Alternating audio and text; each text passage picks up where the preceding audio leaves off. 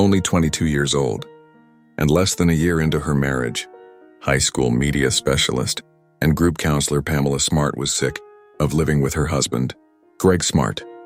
They moved to a small town in New Hampshire to advance his career. Then Greg, a life insurance salesman, had a one-night stand while on the road for work. Around the same time, Pamela met William Billy Flynn, 15 years old, a student volunteer at her group counseling job. They began sleeping together.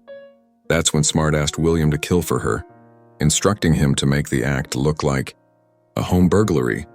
On May 1, 1990, Flynn and a group of 3 other teenage boys broke into the Smart condominium. Flynn shot Greg point-blank in the head, while one of the other young men, Patrick Randall, held a knife to his throat. Smart was convicted of being an accomplice to first-degree murder, conspiracy to commit murder, and witness tampering. She was sentenced to life imprisonment without the chance at parole.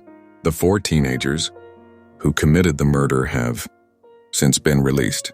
Smart's attorney, Mark Sisti, tells AE True Crime, "It's quite an absurdity that Smart continues to be incarcerated when the men who committed the crime have gone free. These weren't little boys who got sucked into this." Sisti says, as far as her role in the planning and the actual execution, she was no greater or worse than anybody else involved. She certainly wasn't the one that procured the firearm, that loaded the firearm, that executed her husband. She wasn't the one that left the scene and obstructed. She's none of those. She's probably the least involved.